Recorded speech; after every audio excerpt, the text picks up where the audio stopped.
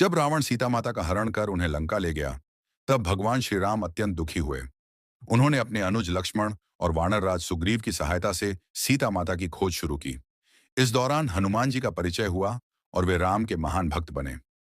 सीता माता का पता मिलने पर हनुमान जी लंका गए, अशोक वाटिका में उनसे मिले और राम की अंगूठी दी। फिर वे लंका दहन करके लौटे। इसके बाद राम ने वानर सेना सहित लंका पर चढ़ाई की और रावण का वध कर सीता माता को वापस पाया। बाल गणेश की कहानी एक समय की बात है। भगवान शिव और देवी पार्वती कैलाश पर्वत पर रहते थे। एक दिन देवी पार्वती स्नान करने के लिए गईं और उन्होंने अपने बेटे गणेश को दरवाजे की रक्षा करने का आदेश दिया। गणेश छोटे थे और उनके पास कोई अनुभव नहीं था, फिर भी वह अपनी मां के आदेश का पालन करने लगे। तभी भगवान शिव लौटे और गणेश को दरवाजे पर खड़ा पाया।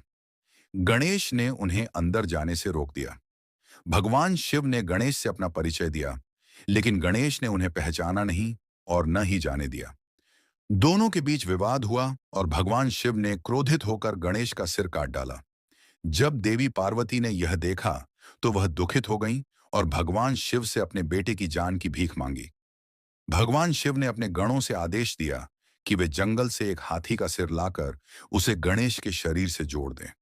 भगवान शिव ने गणेश को नया जीवन दिया और उनका नाम गणेश रखा, जिसका अर्थ है सभी देवताओं के प्रधान।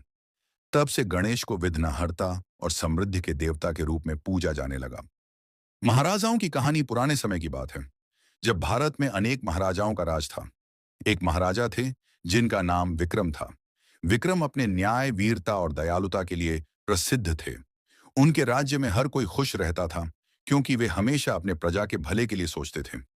एक दिन महाराजा विक्रम को अपने राज्य में एक दुश्मन की खबर मिली, जो उनके राज्य की सीमा के पास हमला करने की योजना बना रहा था। महाराजा ने अपने सैनिकों को तैयार किया और खुद भी युद्ध के मैदान में गए। यह युद्ध बहुत कठिन था, लेकिन महाराजा विक्रम ने अपनी बहादुरी से दुश्मन को पराजित किया। युद्ध के बाद विक्रम ने अपने राज्य में शांति स्थापित की और अपने सैनिकों और प्रजा को उपहार दिए। महाराजा विक्रम के न्यायप्रिय शासन के कारण उनके राज्य में सुख शांति बनी रही। उनका जीवन हमें यह सिखाता है कि अगर शाही कामों में दया और न्याय हो, तो कोई भी राज्य समृद्ध और खुशहाल हो सकता है। कहानी यह है कि सच्चे महाराजा वही होते हैं जो अपने प्रजा के भले के लिए हर समय तत्पर रहते हैं। बाल कृष्ण की कहानी बहुत प्रसिद्ध है। एक बार कंस ने कृष्ण को मारने के लिए कई राक्षसों को भेजा, लेकिन कृष्ण ने सभी को हराया और अपनी शक्तियों का परिचय दिया। गोवर्धन पर्वत उठाकर उन्होंने गोकुल वासियों को इंद्रदेव की मूसलधार बारिश से बचाया। उनका माखन चोर रूप भी बहुत प्रसिद्ध है।